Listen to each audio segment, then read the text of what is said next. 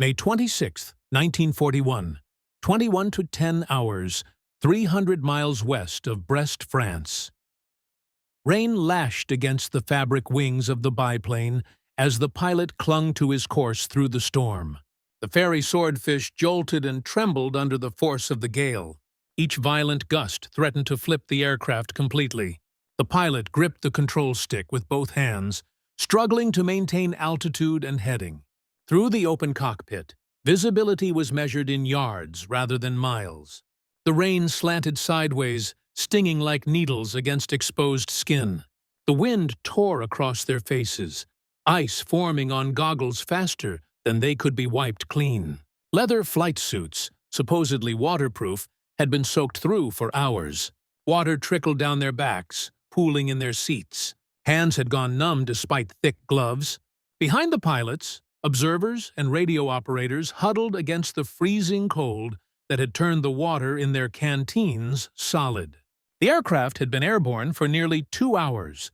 2 hours of battling the storm, of wondering if they'd ever locate their target, and knowing that even if they did, survival was improbable. Altimeters read 800 feet. Over those seas, that meant barely skimming above the wave tops. Towering swells rose 30 to 40 feet high. In the darkness, judging height was nearly impossible. More than one swordfish had plunged into the sea during low-level attacks. Below, hidden somewhere in the black water and mountainous waves, steamed the most powerful battleship afloat, the Bismarck. 8 15-inch guns capable of firing 1-ton shells over 20 miles. 50,000 tons of German naval power, shielded by armor thick enough to shrug off the Royal Navy's finest shells. 14 4.1-inch anti-aircraft guns, plus dozens of smaller weapons, all designed to stop exactly what the British were attempting. And their weapon? A single torpedo slung beneath a canvas-covered biplane that looked more suited to a museum than modern combat. A Fairey Swordfish, maximum speed, barely 140 miles/h, with a good tailwind, open cockpit, fixed landing gear, and a frame of metal tubes covered in fabric that rifle bullets could tear through. The Germans had laughed when intelligence described it. This relic from the previous war couldn't possibly endanger the pride of the Kriegsmarine. Yet within the next 2 hours, this outdated biplane, and 14 more like it, would achieve what the entire British home fleet could not. They would cripple the Bismarck and seal her fate. The tale of how an apparently obsolete aircraft became the weapon that transformed naval warfare forever didn't begin in the storm-tossed Atlantic, but in the quiet design rooms of the Fairey Aviation Company 7 years earlier, where engineers were unknowingly creating the most unlikely hero of the Second World War. In 1934, at Hayes, West London, the drawing boards at Fairey Aviation displayed blueprints for an aircraft that already appeared old-fashioned even as it was conceived. Fairey had built naval aircraft since 1915, founded by Charles Richard Fairey during the First World War. The company knew better than anyone what the fleet air arm required: reconnaissance for gunfire spotting, torpedo delivery to sink enemy ships, and the ability to operate from pitching carrier decks in any weather. They needed robust construction that could survive harsh maritime service and simple maintenance that ship crews could manage with limited tools. The internal company designation read TSR-2, Torpedo Spotter Reconnaissance. The proposed design was a biplane powered by a single Bristol Pegasus 30M20 radial engine producing 690 horsepower. 2 wings stacked one above the other, supported by wires and struts like relics from the last war. An open cockpit that exposed the crew to the elements. Winter patrols over the North Atlantic meant freezing temperatures below -20 degrees Celsius, while Mediterranean summers brought blistering heat. Fixed landing gear increased drag, but simplified carrier landings. No hydraulics to fail, no retractable mechanisms to jam at critical moments. The wheels were always down, always ready. The structure was made of steel tubing covered with doped fabric, just like First World War planes. Modern fighters were now sleek monoplanes, all metal with retractable gear and enclosed cockpits. Critics at the Air Ministry scoffed, calling it outdated and urging its cancellation in favor of more advanced designs. But the Fairey design team had chosen the biplane configuration deliberately, not out of conservatism, but because naval operations demanded different priorities than land-based aviation. Aircraft carriers in the 1930s had much shorter decks. HMS Ark Royal, completed in 1938, was only 720 feet long. Modern carriers exceed 1,000 feet. The Swordfish needed to take off and land in less than half that distance, often on a deck pitching wildly in stormy seas. That required extremely low landing speeds and short takeoff runs. The biplane's large wings provided both. The Swordfish could land at just 67 millimeters, whereas modern carrier planes required speeds of 120 millimeters or more. The difference allowed it to operate in conditions that would ground faster aircraft. The open cockpit, though miserable in bad weather, gave the observer unobstructed visibility essential for reconnaissance over vast oceans. Fixed landing gear simplified maintenance at sea. No hydraulics to leak, no pumps to fail. And its simple fabric and tube structure meant combat damage could be patched quickly. A torn fabric panel could be sewn, a damaged steel tube spliced. The Swordfish could be back in the air within hours. The prototype first flew on April 17, 1934. Test. Pilot Chris Staniland put the new aircraft through its paces over the Hampshire countryside. The plane handled beautifully, responsive controls, stable in flight, forgiving of pilot errors. It could lift a torpedo weighing over 1,600 kilos, yet still operate from short carrier decks. By 1935, the Air Ministry placed orders. The aircraft received its operational name, Swordfish. Aircraft were contracted initially. Production began at Fair's Hayes factory in early 1936. The first operational aircraft joined the Fleet Air Arm in July 1936, with 825 Naval Air Squadron aboard HMS Glorious. The Swordfish replaced the aging Fairey Seal in reconnaissance roles and the Blackburn Baffin in torpedo bomber duties. Pilots who flew it immediately recognized its qualities. The aircraft was utterly reliable. Engines ran smoothly for hundreds of hours. The simple fabric construction could absorb extraordinary punishment. One pilot later recalled landing with over 200 bullet holes in the wings and fuselage. The fabric could be patched in hours. The Swordfish's crew called it the string bag, a nickname that would become famous. The name came from the British housewife string shopping bag, common in the 1930s. Like those expandable bags, the Swordfish could carry an improbable variety of loads. One day it might carry a torpedo, the next bombs and flares, then mines or depth charges. The versatility amazed ground crews. Production expanded rapidly. Fairey built 692 aircraft at their Hay facility.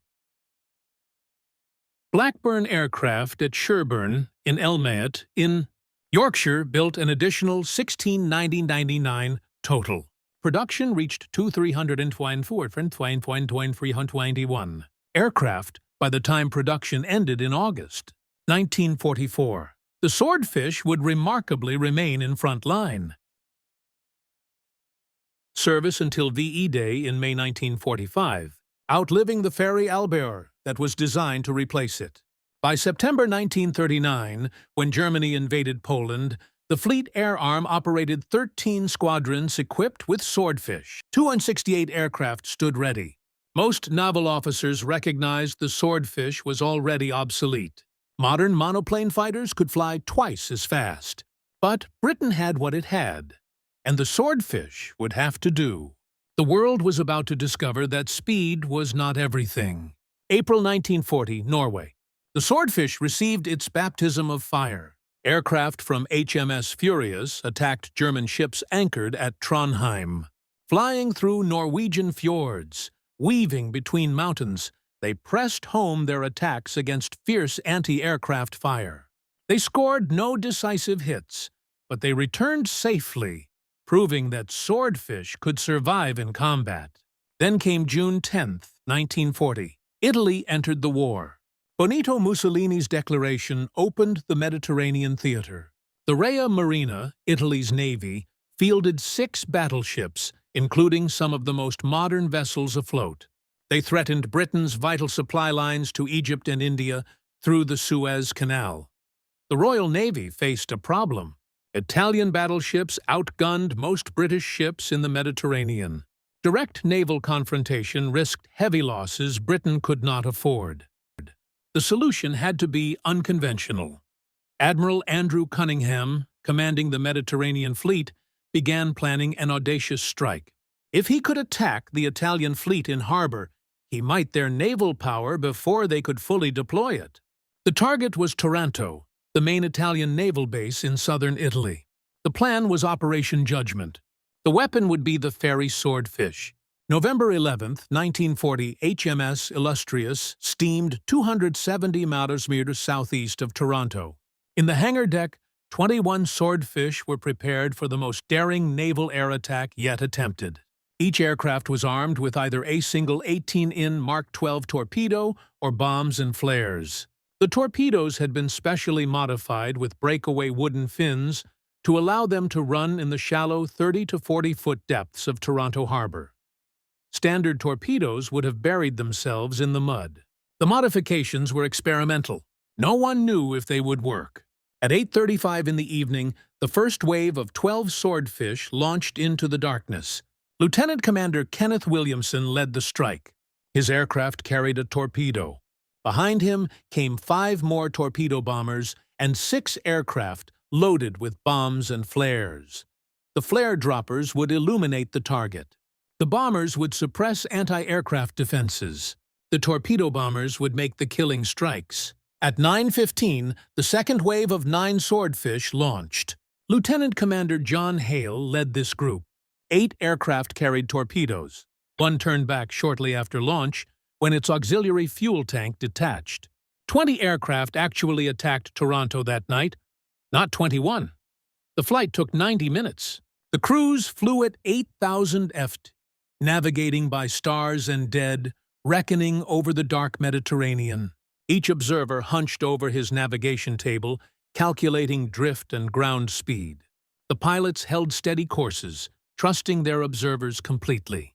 1 degree of error would mean missing the target entirely in the darkness over featureless ocean. Radio silence was absolute. Detection would mean failure. As they approached Taranto, they could see the harbor clearly despite the darkness. The Italians had obligingly left lights burning throughout the base and the surrounding city. Security concerns about spies evidently outweighed concerns about air attack. The Italian Navy did not believe the British would attempt a torpedo attack on a fortified harbor. Previous analysis suggested the water was too shallow for aerial torpedoes. The Italians were wrong on both counts. Barrage balloons floated above the harbor to deter low-level attacks, but only 27 were deployed instead of the planned 87. Strong winds that day had grounded most of them. The gaps in the balloon barrage gave the swordfish clear approach paths they should not have had. Luck was favoring the attackers. The first wave arrived at 11:07. The flare droppers flying high released their magnesium flares. The parachute flares drifted down slowly, burning with intense white light. Night turned to day. Every ship in the harbor was suddenly visible in stark relief. The Italians were caught completely by surprise. Air raid sirens began wailing. Searchlights stabbed into the sky. And then the guns opened fire. The harbor erupted with anti-aircraft fire. Land batteries fired 1304, 189 shells during the attack. Ships added thousands more. The sky filled with traces, explosive shells and shrapnel. Red, white, and green traces arced upward. Heavy shells burst in black puffs. The noise was deafening. The defending gunners had never faced an actual attack before. They had drilled, but drill is not combat. Their fire was intense, but not always accurate. They were shooting at slow-moving biplanes that jinked and turned unpredictably. The Swordfish pressed their attacks through the storm of fire. Williamson dove his aircraft toward the battleship Comte de Cavour. At 30 ft altitude and 200 yards range, he released his torpedo. The torpedo ran true, striking the ship below the waterline. The explosion tore a massive hole in the hull. Comte de Cavour settled onto the harbor bottom, partially sunk. Williamson's aircraft was hit by anti-aircraft fire. He and his observer, Lieutenant Norman Scarlett, survived the crash and were captured. Lieutenant Neil Kemp attacked the new battleship Littorio. His torpedo struck home. Then Lieutenant Charles Lamb made his run on Littorio. Another hit. The battleship was taking water fast. The second wave arrived shortly after midnight. More flares lit the harbor. More anti-aircraft fire filled the sky. Lieutenant Gerald Bailey-Dove toward the cruiser, Garitzia. His aircraft was hit and crashed in flames. Bailey and his observer, Lieutenant Henry Slaughter, were killed, but the other torpedo bombers pressed their attacks. Littorio took a third torpedo hit. The battleship Caio Dilio was struck by one torpedo and began listing. By 2:39 in the morning, it was over. 20 Swordfish had attacked the main base of the Italian battle fleet. 2 aircraft were shot down, 2 men killed, 2 captured. 4 casualties from 20 attacking aircraft against the entire defensive firepower of a major naval base represented extraordinary results. Some called it luck. The Italian defenses had been less effective than they should have been. The barrage balloon gaps helped. The Italian gunners were firing at night against difficult targets, but luck only explained so much. The Swordfish crews had trained for exactly this type of mission. They had practiced night carrier operations. They had rehearsed torpedo attacks. They had studied the defenses of Toronto from reconnaissance photographs. They executed the attack with precision and courage. The results were devastating to Italy. 3 battleships damaged. Comte de Cavour took 1 torpedo hit that tore open her hull. She settled onto the harbor bottom with her deck awash. She was eventually refloated and moved to Trieste for repairs. The work was never completed. She never returned to full service. The Italian Navy had effectively lost a battleship permanently. Leitor was hit by 3 torpedoes and nearly sank. Only desperate damage control kept her afloat. She was out of action for 7 months, undergoing repairs. Caio Dilio took 1 torpedo that flooded 2 boiler rooms and caused severe list. She too was out of action for 7 months. Italy's battleship strength was cut in half in a single night. Italy began the war with 6 operational battleships. After Toronto, only 3 were available. The balance of power in the Mediterranean shifted dramatically in Britain's favor. The strategic consequences rippled outward. With the Italian battle fleet crippled, the Royal Navy could operate more freely in the Mediterranean. Convoys to Malta could be escorted more heavily. The route to Egypt became more secure. British Admiral Andrew Cunningham could take risks he could not have taken before. The Italian Navy became more cautious, less willing to risk its remaining battleships in direct confrontation. Italian naval strategy shifted to preserving the fleet rather than using it aggressively. The raid had strategic consequences far beyond the Mediterranean. Japanese naval planners studied the attack intensely. The Japanese naval attaché visited Taranto in January 1941 to examine the damage and interview Italian officers. The lessons learned at Taranto informed the planning for Pearl Harbor 11 months later. Shallow water torpedo attacks were possible with proper modifications. Battleships in harbor were vulnerable to air attack. A bold carrier strike could an enemy fleet before it could respond. All these lessons from Taranto appeared at Pearl Harbor. The Taranto raid proved that aerial torpedoes could devastate capital ships in harbor. It validated carrier aviation as a decisive offensive weapon. And it demonstrated that the obsolete-looking Swordfish in the hands of skilled crews could accomplish what seemed impossible. But Taranto was merely the beginning. 6 months later, the Swordfish would face an even greater challenge. May 1941, the Bismarck sorted into the Atlantic. The newest and most powerful battleship in the German fleet displaced 50,300 tons fully loaded. 8 15-in guns in 4 twin turrets, 12.6 in armor belt, maximum speed of 31 knots. The ship was designed to break out into the Atlantic shipping lanes and wreak havoc on the convoys supplying Britain. The Royal Navy deployed everything available to stop her. May 24, 1941, the Denmark Strait between Iceland and Greenland. HMS Hood, pride of the Royal Navy, engaged Bismarck. Hood was the largest warship afloat, 42,000 tons, 15 in guns, famous throughout the world. The battle lasted 15 minutes. Bismarck's fifth salvo struck Hood. A 15-inch shell penetrated the thin deck armor and detonated in the aft magazine. 112 tons of cordite propellant exploded. The ship's back broke. Hood sank in less than 3 minutes. 18 men were aboard.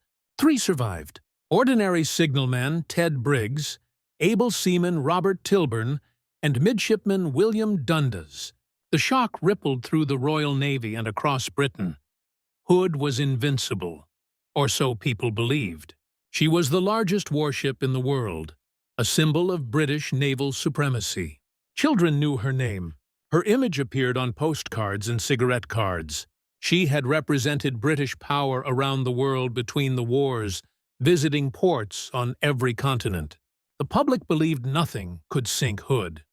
Bismarck had destroyed her in minutes. The psychological impact was immense. If Hood could be sunk, what was safe? Now the German battleship was loose in the Atlantic, with the speed and firepower to devastate convoy routes. Britain depended completely on Atlantic convoys. Food, fuel, raw materials, weapons, all came by sea.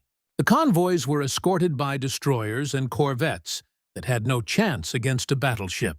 Bismarck could slaughter merchant ships faster than they could be replaced.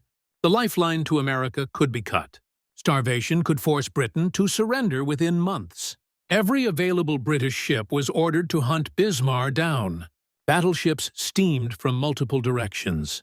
Cruisers formed searchlines. Destroyers rushed to join the hunt. But finding one ship in the vast Atlantic was nearly impossible. Radar was primitive. Air search was limited by range. The ocean was simply too large, and even if found, Bismarck might outrun or outfight her pursuers. She was fast, heavily armored, and powerfully armed. Direct engagement would cost lives and ships. The Admiralty needed a way to slow the battleship down, damage her machinery, jam her steering, reduce her speed enough that the pursuing battleships could catch her. They needed the fleet air arm. They needed the Swordfish. HMS Victorious was operating with the home fleet searching for Bismarck. The carrier embarked 825 Naval Air Squadron, the same unit that had struck at Toronto. Their commanding officer was Lieutenant Commander Eugene Esmond. On the evening of May 24th, Bismarck was located. Admiral John Tovey, commanding the home fleet, ordered Victorious to launch a strike. At 10 p.m., 9 Swordfish took off into deteriorating weather. Esmond led the formation. The target was 120 miles away. The weather was appalling. Low clouds, rain squalls, rough seas. The Swordfish pressed on.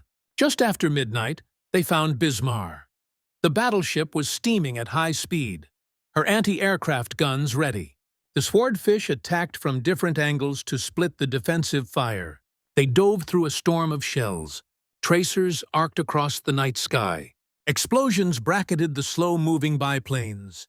Lieutenant Percy Gick, flying in aircraft 5F, released his torpedo. The weapon ran true and struck Bismarck amid ships on the starboard side. The explosion was visible to all the Swordfish crews, but the torpedo hit the armor belt.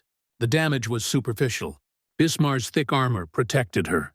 However, the impact ruptured fuel tanks, causing an oil leak.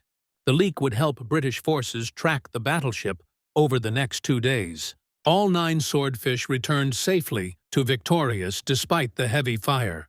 The attack had not stopped Bismarck, but it had demonstrated that the Swordfish could reach and attack even the most heavily defended target.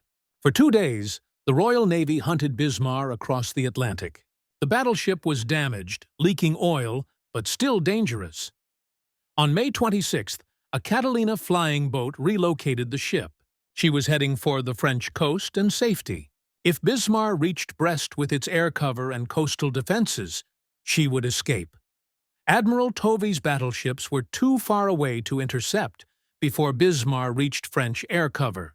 Only one force was close enough: HMS Ark Royal. The carrier raced to intercept, but the weather was deteriorating into a full gale.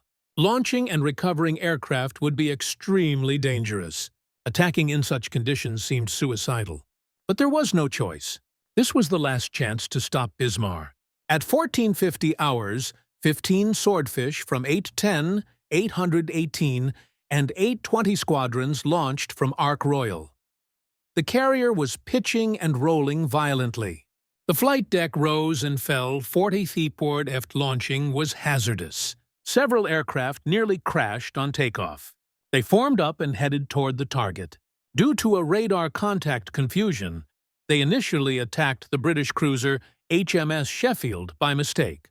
Fortunately, the torpedo's magnetic detonators malfunctioned in the rough seas and exploded prematurely. Sheffield was nothing. The Swordfish returned to Ark Royal. The mistake was embarrassing, but ultimately fortunate. The magnetic detonators were clearly unreliable. The torpedoes were switched to contact detonators for the next strike. At 1910 hours, 15 Swordfish launched again. The weather had worsened dramatically. Winds approached 60 mph with gusts even stronger. Rain reduced visibility tonar 0. Some pilots could not see the wingtips of their own aircraft. Waves reached 40 tossitift, creating mountains of water that rose higher than the Swordfish flew. The pilots could barely see their instruments in the gathering darkness. Water streamed into open cockpits, soaking instruments and making the compasses difficult to read. Flying in such conditions was normally prohibited as suicidally dangerous. Aircraft were simply not designed to operate in such weather. Control could be lost at any moment. Structural failure was a constant risk. Collision with the sea in darkness was probable, but this was not a normal situation. The future of the war might depend on the next 2 hours. If Bismarck escaped, the consequences were unthinkable. The Swordfish flew through the storm toward Bismarck. Each pilot fought his own private battle with the elements. Sub-Lieutenant John Moffat was among the pilots. He later recalled that he could barely control his aircraft. The buffeting was so severe he thought the wings might tear off. Every gust threatened to flip the biplane inverted. Water streamed into his open cockpit, soaking him completely. His hands were numb on the controls despite thick gloves. His observer and air gunner huddled behind him, equally soaked, equally cold, equally terrified. Visibility was measured in yards. The formation was impossible to maintain. Each aircraft flew alone through the storm, navigating independently. Some pilots wondered if they would find the target. Others wondered if they would survive the weather regardless. The fabric wings flexed and strained. The steel tube framework groaned, but the Swordfish held together. The robust construction that looked so antiquated was proving its worth. At approximately 2005, they found Bismarck. The battleship was silhouetted against storm clouds, her guns already firing. The Swordfish attacked from multiple directions. Their speed that made them obsolete now became an advantage. Bismarck's anti-aircraft guns were designed to track fast modern aircraft. The Swordfish's slow approach confused the fire control systems. Shells burst around them, but the evasive maneuvering in the rough weather made accurate fire nearly impossible. The pilots pressed their attacks to point-blank range, less than 1,000 watt-d, some even closer. They released their torpedoes and turned away through the storm of fire. At least 2 torpedoes struck Bismarck. One hit a midship on the port side, causing relatively minor damage. The armor held. Flooding was contained. This hit would not stop the battleship. The second torpedo hit aft near the stern. This was the critical strike. The explosion jammed the battleship's rudder at approximately 12 degrees to port. The massive rudder, designed to turn 50,000 tons of warship, was locked in position. The steering gear room flooded rapidly. Damage control. Gear room flooded rapidly. Damage control. Parties rushed to the scene. They found the compartment flooded, the machinery wrecked, the rudder immovable. Bismarck's captain, Ernst Linderman, immediately ordered emergency steering procedures. The engines could be used to steer by varying power to the 3 propeller shafts. This worked for slow-speed maneuvering, but was nearly useless at sea speed. The battleship began steaming in circles, unable to maintain course. Divers were sent down to examine the rudder. The seas were too rough. They could not reach the damaged area. Engineering parties tried to rig emergency steering using the auxiliary rudder, or by directly manipulating the steering gear. Nothing worked. The damage was catastrophic. The rudder would not respond. Without steering, Bismarck could not reach France. She could not even effectively fight. She was limited to 10 to 12 knots and could only steam in slow arcs, unable to take evasive action or choose her course. Admiral Gunther Lütjens, commanding the operation, signaled Berlin that the ship was no longer maneuverable. He knew what that meant. The British battleships were closing. Without steering, Bismarck was doomed. The question of which Swordfish pilot fired the critical torpedo has been debated for decades. Subi Lieutenant John Moffat is commonly credited with jamming Bismarck's rudder. His aircraft attacked from the port side in the first wave. However, when James Cameron led a diving expedition to examine the Bismarck wreck in 2002, the physical evidence was puzzling. The torpedo damage to the steering compartment was on the starboard side. Only 2 pilots attacked from starboard: Sub-Lieutenant Kenneth Patterson and Sublieutenant Douglas Godfrey Fawcett. The actual pilot who fired the rudder-jamming torpedo may never be conclusively identified. Multiple torpedoes hit. Any one of several pilots might have fired the decisive weapon. What matters is that collectively, the Swordfish crews accomplished their mission. Moffat himself never claimed credit at the initial debriefing. The popular attribution came later. All 15 Swordfish returned safely to Ark Royal, despite the appalling conditions and heavy fire. Landing on the pitching carrier deck in darkness and storm was as dangerous as the attack itself. But every aircraft made it back. Every crew survived. The next morning, May 27th, British battleships caught up with Bismarck. HMS King George V and HMS Rodney pounded the crippled battleship with heavy shells. Bismarck fought back but could not maneuver. After 2 hours of bombardment, the German ship was a burning wreck. At 10:39, Bismarck sank. 1,000-plus crew died. 115 survived. The pride of this Marine was gone. The threat to Atlantic convoys was eliminated, and the weapon that made it possible was the obsolete Fairey Swordfish. The Swordfish would continue to serve throughout the war in roles that evolved as the conflict progressed. In the Mediterranean, Swordfish squadrons operating from Malta and from carriers became the primary strike weapon against Axis supply lines to North Africa. Malta-based Swordfish flew night attacks against Italian and German convoys carrying supplies to Rommel's Africa Corps. These attacks were conducted in darkness, often in bad weather, against heavily escorted convoys. The Swordfish crews developed tactics for finding convoys at night using radar, then attacking with torpedoes or bombs. The successes were significant. Squadron 830, operating from Malta, sank approximately 110,000 tons of Axis shipping between May and November 1941. That represented dozens of merchant ships carrying fuel, ammunition, food, and vehicles that never reached North Africa. Other Malta-based squadrons achieved similar results.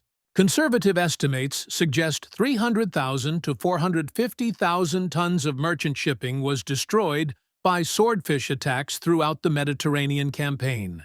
Every ship sunk meant supplies that did not reach RML. The cumulative effect was substantial. RML frequently complained about supply shortages. His offensive stalled partly because fuel and ammunition did not arrive. Swordfish attacks on supply convoys contributed significantly to those shortages. In the Atlantic, the Swordfish's role evolved as escort carriers entered service. These were small aircraft carriers converted from merchant ships. They could accompany convoys and provide air cover throughout the crossing. Escort carriers typically embarked one squadron of Swordfish for anti-submarine and anti-surface duties. The Swordfish proved highly effective in this role. Equipped with ASV-2 radar, Swordfish could locate surfaced submarines at night or in poor visibility. U-boat preferred to attack at night on the surface, where they were faster and harder to spot. The Swordfish with radar could find them. Once located, the U-boat would be attacked with depth charges or torpedoes. Between 1940 and 1945, Swordfish sank or participated in sinking between 14 and 22 U-boat. The variation in the count depends on how shared kills are credited. Some U-boat were attacked by multiple aircraft or ships. Some were damaged by Swordfish but sunk by other forces. Notable anti-submarine successes included several firsts. U-64 was sunk on April 13, 1940, by Swordfish from HMS Ark Royal. This was the first U-boat sunk by the Fleet Air Arm. The aircraft, flown by Captain Richard Partridge of the Royal Marines, caught the submarine on the surface in Norwegian waters and sank it with bombs. U-752 was sunk on May 23, 1943, by a Swordfish from 819 Squadron, flying from HMS Archer. This was the first U-boat sunk by air-launched rockets. The Swordfish was carrying 860 LB rocket projectiles under the wings. The rockets proved highly effective against submarines. They could be fired from longer range than depth charges and were more accurate. In September 1944, Swordfish from HMS Vindex sank 4 U-boaten a single patrol. U-344 on January 31st, U-760 on May 6th, U-960 on May 19th, U-194 on June 24th. This exceptional performance demonstrated how effective the Swordfish had become in anti-submarine warfare despite its age. But the Swordfish's service was not without terrible cost. February 12, 1942, the German battlecruisers Schanho and Ganisow and the heavy cruiser Prince Eugen attempted to dash up the English Channel from Brest to Germany. These ships had been trapped in Brest for months, subject to constant Royal Air Force bombing. Hitler wanted them moved to Norway, where they could threaten Arctic convoys to Russia. The Channel Dash, Operation Sea Barris, to the Germans was a bold move. The narrowest part of the channel was only 21 miles wide. The German ships would have to steam through waters dominated by British naval and air forces. The risks were enormous, but the alternative was to remain in Brest under constant attack. The Royal Navy and Royal Air Force were determined to stop the dash. If the German ships could be sunk in the channel, it would be a major victory. Plans were made for coordinated attacks by destroyers, motor torpedo boats, bombers, and torpedo bombers. 6 Swordfish from 825 Naval Air Squadron were assigned to the torpedo attack. The squadron was commanded by Lieutenant Commander Eugene Esmond, the same officer who had led the strike on Bismarck from Victorious 9 months earlier. Esmond had been awarded the Distinguished Service Order for that action. King George V, VI, personally presented the decoration on February 11th, the day before the Channel Dash. The timing was cruelly ironic. Esmond received his medal for bravery one day before facing an even more desperate mission. Esmond knew the mission was nearly suicidal. The intelligence briefing made that clear. The German ships would be protected by approximately 30 escort vessels, including destroyers and torpedo boats. Over 250 Luftwaffe fighters would provide air cover. The Swordfish would be attacking in daylight, not the darkness that had protected them at Taranto and against Bismarck. They would have minimal fighter escort due to coordination failures and the short range of available Spitfires. Their chances of survival were negligible. Their chances of success were worse. Esmond assembled his crews and briefed them honestly. The mission was vital. The risks were extreme. Any man could refuse without dishonor or consequence. Every man volunteered. Not one hesitated. They understood what they were being asked to do. They did it anyway. At 12:20 p.m., the 6 Swordfish took off from RAF Manston in Kent. They flew at wave-top height toward the German ships. British Spitfire fighters were supposed to provide escort, but coordination failed. The Swordfish found themselves alone, facing the entire German force. Focke-Wulf 190 fighters dove on them. The slow biplanes were helpless against the modern fighters. Anti-aircraft fire from the ships filled the air. The Swordfish pressed their attack. All 6 aircraft were shot down within 20 minutes. 13 of the 18 crew were killed. Eugene Esmond's aircraft was hit by anti-aircraft fire and set ablaze by fighter attacks. It crashed into the channel around 12:40. Esmond died along with his observer, Sub-Lieutenant William Clinton, and his airgunner leading airman Donald Bunce. 5 crew survived, rescued from the freezing water. Subi Lieutenants Edgar Lee, Brian Rose, Charles Kingsmill, and William Samples, and leading airman Bunce, who had somehow survived when Esmond's aircraft crashed. None of the torpedoes hit the German ships. The Channel Dash succeeded, but the sacrifice was recognized. Eugene Esmond was posthumously awarded the Victoria Cross, gazetted on March 3, 1942. The 4 surviving officers each received the Distinguished Service Order. Leading Airman Bunce received the Conspicuous Gallantry Medal. The 13 killed received posthumous mentions in dispatches. Even German Admiral Otto Ciliax, commanding the Dash, acknowledged the attack as an act of supreme courage. The Royal Navy called it one of the finest exhibitions of self-sacrifice and devotion to duty the war had ever witnessed. The 825 Naval Air Squadron had struck at Toronto. They had attacked Bismarck. They had sacrificed themselves in the Channel Dash. Their courage became legendary. By 1945, when the war in Europe ended, the Swordfish had served for 9 years. Production had ceased in August 1944 after 2,391 aircraft were built. The type had outlived multiple aircraft designed to replace it. The Fairey Albaur, intended as the Swordfish's successor, entered service in 1940, but was withdrawn in 1943. The Albacore was faster and had an enclosed cockpit, but it lacked the Swordfish's reliability and versatility. The Swordfish continued to fly frontline missions right up until VE Day in May 1945. Few combat aircraft in history can claim such a long service life while still remaining effective. The Swordfish inspired deep affection from all who flew or maintained it. Pilots admired its steady handling, its dependability, and its forgiving temperament. Mechanics appreciated its straightforward design and ease of repair. Crews trusted it without hesitation.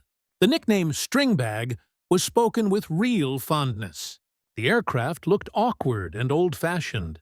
It was slow and uncomfortable, but it worked.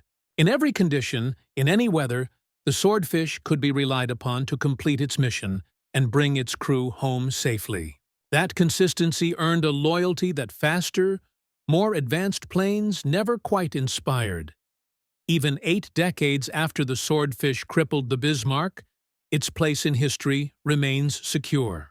By every technical standard, it was already outdated before the war began.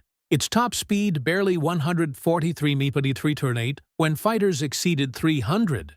An open cockpit when enclosed ones were the norm. Fixed landing gear when retractable systems were standard. Fabric and wire when metal construction ruled the skies. A biplane in a monoplane world. Yet this so-called obsolete aircraft achieved victories that altered the course of the war. At Taranto, Swordfish torpedo bombers devastated the Italian fleet, tilting the balance in the Mediterranean. Against the Bismarck, Swordfish strikes sealed the fate of Germany's most powerful battleship. Throughout the conflict, they defended convoys, hunted U-boats, attacked enemy shipping, and handled every mission assigned to them. The real strength was never just the aircraft, it was the men behind it. The Swordfish was little more than fabric, wire, and steel tubing, but its crews were exceptional. They were highly trained, superbly disciplined, and utterly determined. The Fleet Air Arm maintained rigorous standards. Pilots mastered instrument flying, navigation, torpedo runs, and carrier operations. Observers became expert navigators and bombardiers. Air gunners learned to defend the aircraft while managing radios. Their training was relentless, comprehensive, and constant. The aircrews were deeply motivated, fully aware of what was at stake. Britain stood alone through much of the war. Every sortie mattered. Every attack could make the difference between survival and defeat. Rather than lament their aircraft's shortcomings, the Fleet Air Arm turned them into advantages. They developed tactics that exploited the Swordfish's strengths: night operations where speed meant less, low-level approaches beneath radar coverage, coordinated attacks from multiple directions to overwhelm defenses. Their slower speed even confused enemy anti-aircraft targeting. The determination of these crews was unshakable. Swordfish pilots pressed attacks through gunfire that should have been fatal. They flew through storms that grounded modern planes.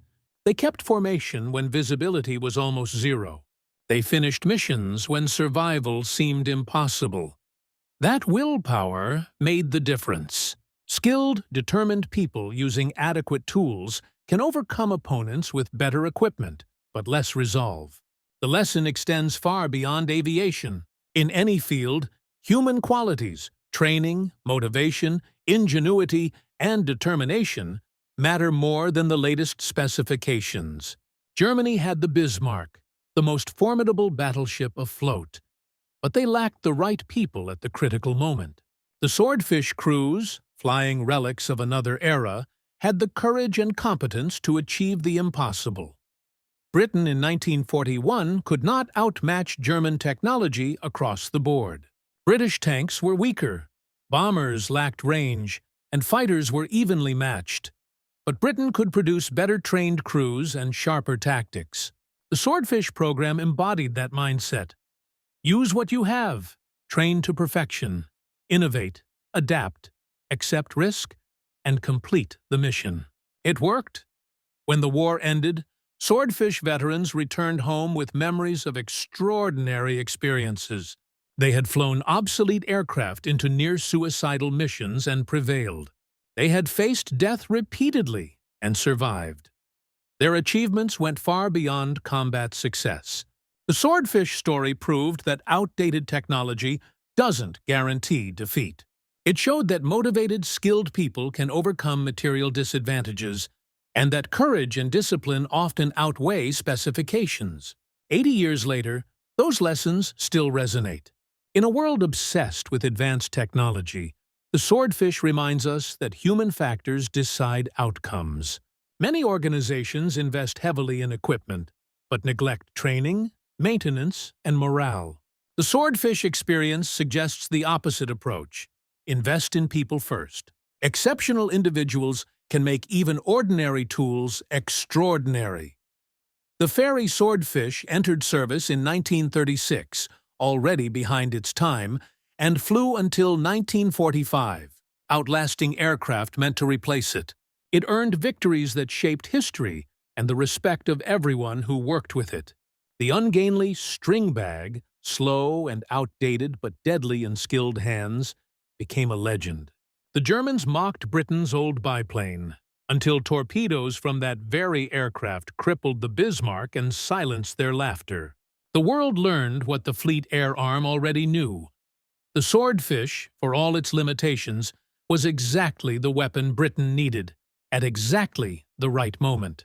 That is the enduring legacy of the Fairey Swordfish, and the remarkable airmen who flew it into history.